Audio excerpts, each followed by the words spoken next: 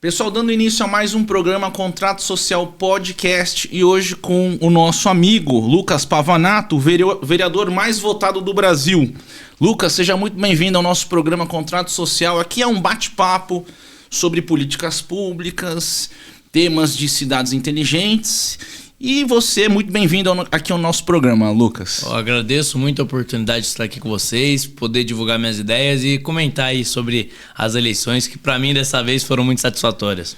Lucas Pavanato, ele é um ativista, youtuber e político brasileiro, filiado ao Partido Liberal. Foi eleito vereador na eleição municipal de São Paulo em 2024, agora com 161.386 votos, 161.386 votos, sendo o vereador mais votado. Lucas, como é que você se sente agora, vereador de São Paulo? Bom, eu fico muito satisfeito aí, né? É óbvio que eu trabalhei, já esperava fazer uma votação boa, mas nada perto do que realmente aconteceu. Então eu acho que Deus recompensou aí o trabalho. O eleitor também, que há muito tempo atrás viu eu levantando as mesmas bandeiras que eu levanto hoje e viu que existe coerência naquilo que eu faço, resolveu me dar essa chance e eu espero honrar os votos dos paulistanos. Lucas, conte para os nossos telespectadores a sua trajetória, como é que a sua formação e esse despertar para a política brasileira. Bom, eu começo a me envolver com política quando eu tenho os meus 17 anos, na época do impeachment da Dilma, né? Passei a organizar manifestações no interior de São Paulo. Após esse período ali organizando manifestações, me chamaram para trabalhar em São Paulo organizando essas manifestações em todo o país. Eu mudo para São Paulo, na época eu morava num sótão de favor, ganhava lá meus R$1.000, mas estava feliz da vida porque eu estava cumprindo um propósito que eu acreditava ser maior, que era o propósito de libertar o Brasil das garras do PT. Nesse período aí conheci o Fernando Holliday, que virou um grande amigo, depois fui estagiário dele. No gabinete dele eu fui de estagiário, passei por todos os cargos, cheguei a ser chefe de gabinete. E por último a gente disputou a outra eleição para deputado, eu fui para deputado estadual. Para deputado estadual eu fiz 36 mil votos, mas ainda na época eu era pequeno nas redes, terminei a eleição, tinha 60 mil seguidores, tive muito pouco recurso para a campanha também. E mesmo assim achei uma votação razoável. O Novo na época, vale lembrar, não estava com o Bolsonaro, tinha candidatura própria, o que deixava os candidatos do Novo num limbo ali de não tá de lado nenhum, prejudicando muito. E além disso, a falta de recurso, a falta de conhecimento nas redes, mesmo assim estreando com uma votação que muito político trabalha a vida inteira para ter e acaba não conseguindo. Isso me animou e me incentivou a continuar trabalhando. O Holliday resolveu que não disputaria a reeleição aqui para a vereança de São Paulo e que me apoiaria. E daí em diante já comecei a trabalhar para ser vereador. Lucas, em relação à política e educação, muitos jovens da sua geração se engajam na política por questões progressistas. Como é que você enxerga essa polarização política nas escolas e também nas universidades hoje? Bom, acho que o cenário está mudando. Durante muito tempo a juventude era majoritariamente progressista, não porque a maioria da juventude era progressista, mas porque uma minoria organizada era mais barulhenta. E a maioria não tinha coragem de se posicionar. Além disso, você tinha um trabalho, e você tem um trabalho intenso de professores ocupando espaços dentro de escolas, universidades, e trabalhando na mente, oferecendo um propósito de vida para jovens que muitas vezes são desesperançosos e não enxergam futuro. Essa juventude, essa minoria barulhenta, começou agora, com o despertar da direita, a ter oposição. Então o jovem que anteriormente não falava nada, agora ele levanta a mão em sala de aula e fala. O jovem que anteriormente não disputava eleição de grêmio estudantil, agora ele disputa.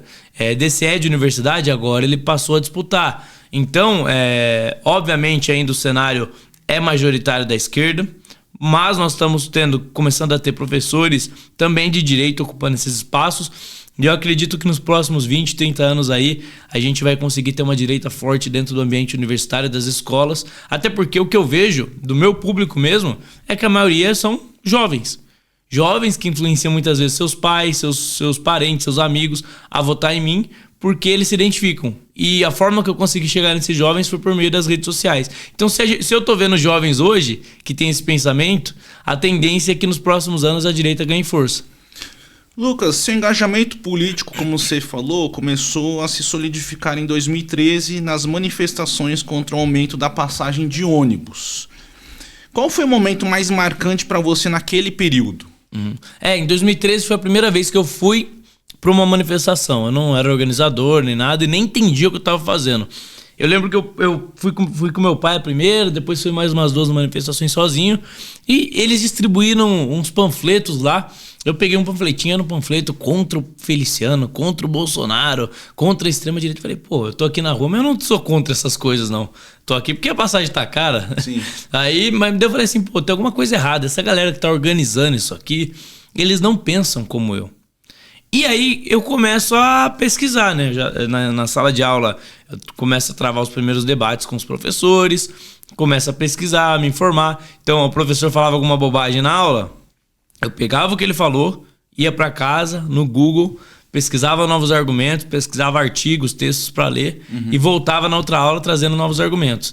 O que me tornou o aluno mais insuportável da escola. Então, assim, ninguém gostava de mim. O professor não gostava de mim, os outros alunos não gostavam de mim. Aí agora, depois de muitos anos, eu até encontro alguns alunos dessa época aí, eles falam, nossa, sempre concordei com você. Eu falo, é? Caraca, na hora que eu precisava, você não falava, infeliz. Então, é bom que isso aí me formou, né? Lá no começo, querendo ou não, isso foi uma escola que eu fui desenvolvendo. Pavanato, conte pra gente, para os nossos telespectadores, a sua experiência também no estágio com o vereador Holliday, o Fernando Holliday. E o que você aprendeu com ele lá dentro do gabinete, né? Que ser um vereador é muito dinâmico também, né? O que você mais aprendeu com o Holliday? Eu acho que o maior ensinamento que o Holliday me trouxe foi ser prudente, né? Eu, como jovem, como cara que tô começando, tenho sempre o ímpeto de fazer aquilo que eu sinto no meu coração, aquela intuição que eu tenho de seguir ela. E o Holliday me ensinou que muitas vezes, se você pensar um pouquinho antes de agir, você evita consequências negativas, evita cometer erros. Então ele me trouxe essa noção de prudência, também a noção de você saber as pessoas que você deve confiar. Agora, antes de ser eleito, eu tinha pessoas ali que estavam ralando comigo.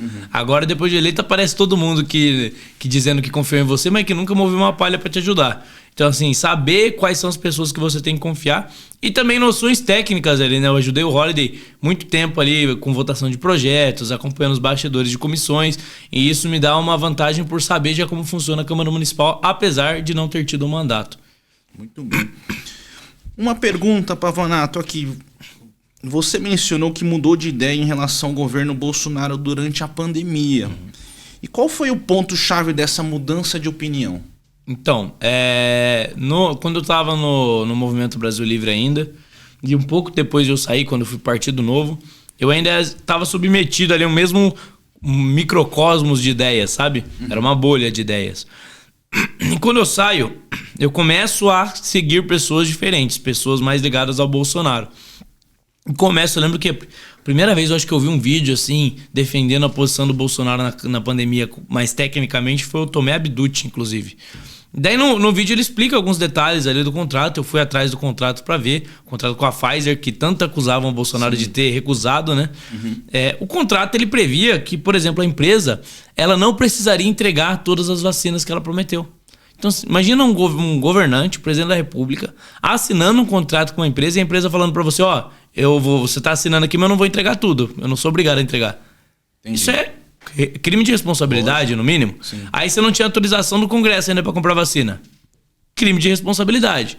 Aí as pessoas criticaram o Bolsonaro por não assinar o contrato. Se ele tivesse assinado, teriam criticado por ter assinado um contrato errado. Então você vê, é tudo um jogo de narrativas que são construídas, e daí as pessoas lançam essas narrativas. Infelizmente, durante um tempo eu acreditei nelas, e depois você passa a ver que o Brasil não teve, na verdade, prevaricação do governo em relação à vacina. O Brasil começou a vacinar pouco mais de uma semana depois da Anvisa ter aprovado a vacinação. Sim. Não demorou para começar a vacinar. O Brasil vacinou muito. Eu acho que é o 4º país do mundo que mais vacinou. O próprio Ministério da Saúde do governo Lula informou ao STF que não houve prevaricação no governo Bolsonaro em relação à pandemia. Então, se o Ministério da Saúde do governo Lula, que odeia o Bolsonaro, tá dizendo que o Bolsonaro fez o que estava ao alcance dele, eu não tenho por que duvidar. Só que na época, infelizmente, movimentos como o Movimento Brasil Livre, junto da esquerda e da mídia, trabalharam para disseminar mentiras e para tentar queimar a reputação do Bolsonaro. E aí, uma coisa que você está falando também, Lucas, é verdade, porque o SUS, nesse aspecto, ajudou muito, né? A vacinação. Você ia, sempre tinha vacina. Então, sim, o SUS, o Sistema Único de Saúde do Brasil, também é um grande exemplo de uma... que funcionou no momento da pandemia. Eu acho que foi um exemplo muito grande para o Brasil. Você tinha uma estrutura com capilaridade que facilitou a logística Sim. na hora de vacinar. Redes sociais, Lucas, você que é o craque das redes sociais, fez um vídeo uma vez, acho que foram 52 milhões de visualizações. Você acumulou um público significativo. Como é que você utiliza essa audiência para influenciar politicamente e quais são os seus desafios de manter também essa conexão com o seu público? Bom, eu acho que o primeiro ponto é entender as mudanças que as redes sociais elas passam, né? A rede social é um veículo dinâmico, então uma hora o vídeo que funcionava era o vídeo longo, né? Então a pessoa gravava 10 minutos de vídeo e era isso que rodava. Agora a gente entrou na era dos vídeos curtos. Sim. Então são cortes... Os rios, né? Os rios. Isso significa que você não vai passar a informação completa? Não. Isso significa que você vai fracionar as informações que você quer passar e você vai atrair a pessoa para sua rede para ela ter contato aos poucos com aquilo que você pensa. Eu sempre procuro acompanhar aqueles perfis de rede social que despontam, que trazem inovações que estão funcionando. Pego essas inovações, adapto para minha linguagem e começo a tentar produzir conteúdos semelhantes. Até hoje funcionou. Então, você vai lá ver na minha rede, tem conteúdos muito variados. Tem entrevista de rua, tem conteúdo corte de debate, corte de entrevista, tem vídeo meu comentando notícia com tela verde atrás. Vai ter vídeo meu, muitas vezes até em algum outro estilo, fazendo brincadeira, fazendo alguma sketchzinha de humor. Entendi. Então, a gente vai variando, vai sentindo qual que é o feeling. Dependendo da situação, cabe um tipo de vídeo. Então, se sai uma notícia de uma tragédia, não tem como você fazer um vídeo de sketch de humor. Então, eu penso em algum vídeo mais sério para tratar desse tema. Mas, às vezes, é um tema engraçado. Você viu o negócio do boiceta lá, que ninguém entende o que é boiceta. Eu não tenho como trazer esse discurso de uma forma séria, porque não é séria. Então, a gente faz piada, faz brincadeira para tentar transmitir valores e transmitir verdades. Pavanato, você já teve alguns embates políticos, como o episódio com a Manuela Dávila. Como é que você lida com a pressão, né? A pressão de possíveis e consequências legais de confrontar essas figuras públicas? Bom, primeiro que eu nunca imaginei que eu fosse virar réu criminalmente por ter questionado uma figura pública que se propõe ao debate político. Então, questionei, ela me denunciou, virei réu, mas graças a Deus eu venci em primeira instância, e ainda que tivesse perdido, uma coisa que eu posso deixar claro para você é que eu jamais deixaria de questionar políticos, autoridades e figuras de esquerda que eu discordo. Por quê? Não adianta para mim, o poder para mim não é uma obsessão. Então não adianta para mim ter o poder se eu não puder cumprir o propósito que Deus colocou na minha vida. O propósito que Deus colocou na minha vida é transformar a realidade do país para algo melhor. E baseado nas minhas ideias, para eu transformar esse país em algo melhor, eu preciso enfrentar também as ideias que são ideias erradas, ideias antagônicas, que são as ideias de esquerda. Então não adianta nada para mim eu ter um mandato e não poder questionar quando tiver ideologia de gênero andando na escola. Não adianta nada para mim ter um mandato e não combater o aborto. Não adianta nada para mim ter um mandato e não combater o socialismo. Então eu preciso combater essas ideias antagônicas. E vou continuar combatendo. Graças a Deus a justiça nesse caso acertou. Fui inocentado ali em primeira instância. Acredito que agora fica difícil para eles conseguirem reverter essa situação, até porque eles não têm provas do que eles me acusam, né? Falaram que eu cometi violência de gênero e a única coisa que eles conseguem apresentar é eu fazendo uma pergunta para Manuela. E isso mostra o autoritarismo na esquerda. Foi uma pergunta só. Eu perguntei pra ela, Manuela, por que você não distribui seu livro de graça aí? Você tá cobrando R$40, mas você é socialista, né? Pô, o socialista, teoricamente, ele é contra a exploração da mais-valia, etc. Mas que eu saiba, ela não participou de todas as etapas da produção do livro que ela estava vendendo. Então ela estava explorando alguém, estava ganhando dinheiro com isso. Então ela estava usando daquilo que ela mais criticava. E aí você vê o autoritarismo da esquerda. Se você questiona alguém deles, o que eles fazem? Eles tentam roubar no jogo. Tentam usar o poder do Estado para oprimir uma voz que na época... Agora eu vou ter um mandato, mas não tinha nem mandato. Era um jovem que estava ali questionando. Mas na tentativa de calar, de censurar, porque enxergaram o potencial desse confronto de ideias no futuro do debate público. MBL. Pavanato, ao longo dos anos você se distanciou do Movimento Brasil Livre. Quais foram os principais motivos para essa separação e como isso influenciou o seu posicionamento político atual? Eu me distanciei do MBL no começo por divergências internas mesmo, eu não estava mais me dando bem com a galera lá. Comecei a trabalhar com o Holliday e me afastei um pouco deles. Quando o Holliday decide sair, e aí talvez para ele explicar os motivos dele é melhor conversar com ele, mas quando ele decide sair, eu não tive muita dúvida de sair do movimento, né? Falei, pô, o Holliday é meu amigo, é mais próximo de mim, eu não me dou mais... Já estava assessorando ele, não me dou mais bem com os caras. Tinha também algumas divergências, porque no começo do governo Bolsonaro eles já romperam, né? E na época eu era contra esse rompimento, porque eu falei assim, pô, o cara acabou de começar aí, tem um ministério forte, com pessoas competentes, eu achava que eles tinham que dar uma chance maior. E até em estratégia política achava que era uma barca furada. Mas beleza. Nos distanciamos e com o tempo eu fui vendo que eu acertei. Porque chega no segundo turno da eleição, você tem apenas duas alternativas: a esquerda e a direita. Você tem um cara que foi condenado por corrupção e um cara que reviraram a vida dele e encontraram importunação de baleia. Então, assim, é desproporcional. Um é corrupto, o outro é honesto. Um é de extrema esquerda, o outro é de direita. A escolha para mim foi clara e o MBL optou em deixar o Brasil na mão. Então, assim, eu acho que é um movimento do Brasil livre, mas eles não estão do lado do Brasil, porque abandonaram o Brasil quando ele mais precisou, e não estão do lado da liberdade, porque fizeram com que o Lula, que é contra a liberdade, voltasse ao poder. Pavanato, a gente está aqui nessa parte super importante dos seus principais projetos. Um dos seus pontos mais polêmicos é a proposta de proibir mulheres transexuais de usarem banheiros femininos. Como você lida com as críticas e como defende essa ideia? Essa é uma primeira pergunta. Um dos seus objetivos é investigar possíveis invasões de propriedades por grupos supostamente terroristas em São Paulo. Quais são os indícios que o motivam a tomar essa iniciativa? São essas duas perguntas. Bom, primeiro em relação à proibição de banheiro. O que limita a pessoa usar ou não um banheiro, ao meu ver, é a condição biológica. Você tem pessoas do sexo masculino e sexo feminino. Existem diferenças grotescas em termos de força. Um homem ele vai ter ali no mínimo 60%, 70% mais força do que uma mulher. O banheiro é um ambiente de vulnerabilidade da mulher. Por quê? Porque é um ambiente de pouca circulação de pessoas e onde as partes sexuais estão expostas.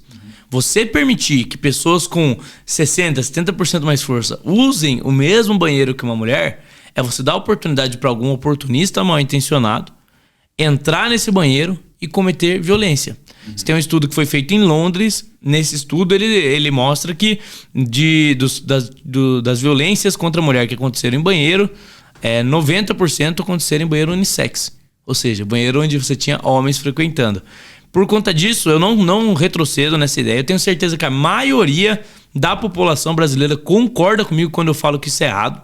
Se em algum momento da história, pensa comigo, resolveram dividir os banheiros, é porque não estava dando certo o banheiro junto. Alguém falou assim, pô, eu acho que, para começo de conversa, o homem não é tão higiênico quanto a mulher aqui. A mulher é mais organizada. Segundo, é um lugar perigoso para a mulher frequentar o banheiro. Mais vulnerável, né? Exato, mais vulnerável. Vamos tornar um lugar mais seguro para ela. Aí agora tentam inverter tudo. Você fala contra isso porque acha um absurdo você tá achado como transfóbico, como preconceituoso. E eu não tô nem aí se a galera vai me rotular assim, eu vou continuar enfrentando porque minha preocupação é com as mulheres, não com a opinião dessa gente. Com relação às invasões, basta pesquisar o tanto de notícia, de denúncia que tem de pessoa que mora dentro de invasão e é obrigada a pagar aluguel, é obrigada a pagar energia que é fruto de gato, ou seja, o cara não tá pagando energia, mas tá cobrando de gente humilde para explorar essa pessoa. Pessoas que são colocadas na fila, teoricamente, para ter acesso à moradia, como se o movimento de invasão ele fosse o detentor das moradias, e não é.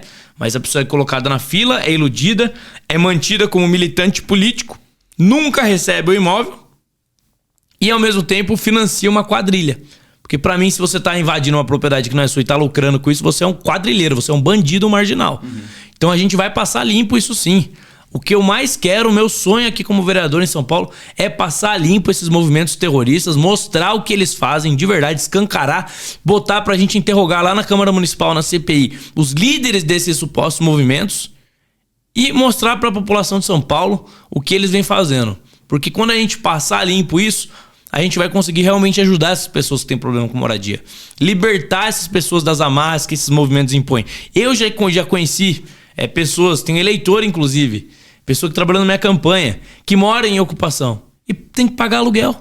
Nossa, tem que pagar aluguel. Tem que pagar aluguel. Paga 700, 600 conto, e ainda paga energia, que a energia não é energia legítima. É gato. É gato. Entendeu? É assim que funciona. E daí você não pode investigar isso? Por que eles têm medo da CPI? Por que eles atacam e falam que a CPI não é útil? Porque eles sabem que tem podre, sabem que vai pegar político relacionado a isso. E a gente vai botar, se a gente conseguir abrir essa CPI, a gente vai botar político na cadeia, entendeu? Político que se beneficia dessa exploração. Pavanato, estamos quase chegando já ao fim do nosso programa. E agora eu queria que você falasse um pouco do seu futuro mandato. Né? Você foi o vereador mais bem votado aqui em São Paulo e no Brasil, né? No Brasil você foi super... Se analisar todos os outros vereadores, você foi o mais bem votado no Brasil, não só em São Paulo. E quais são as suas principais prioridades para São Paulo? E como é que você pretende implementar suas ideias, suas propostas na Câmara Municipal? Bom, primeira prioridade é a CPI das invasões, a gente já falou aqui. CPI das ONGs. Você tem um problema muito sério de dependência química em São Paulo. E você tem ONGs que recebem caminhões de dinheiro público, não resolvem o problema, não dão satisfação de para onde está indo esse dinheiro. E nós precisamos saber o que está acontecendo.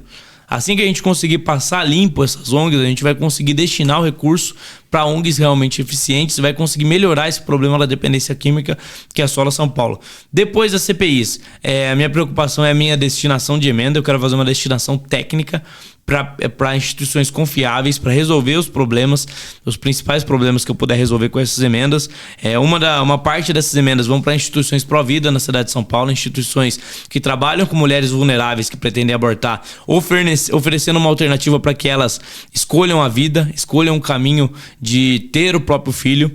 Então, essa é uma das outras prioridades. E o combate que eu prometi durante a campanha à ideologia de gênero. Então, essas propostas: proibir transibero feminino, proibir terapia hormonal em criança, proibir criança em parada gay, a gente poder também proibir trans competindo no esporte. Então, você não pode ter um homem batendo em mulher e achar que isso é normal.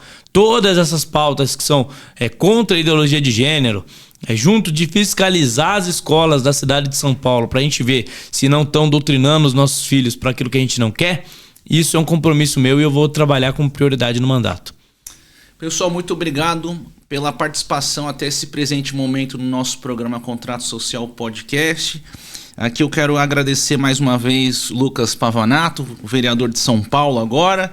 E você quer deixar algum recado para os nossos telespectadores, Lucas? Bom, primeiramente agradecer a Jesus Cristo, que me permitiu ter essa vitória. A glória e honra é toda dele. Agradecer a você, paulistano, que votou em mim, que confiou em mim, ou você de outros estados que acredita no meu trabalho e torceu por mim.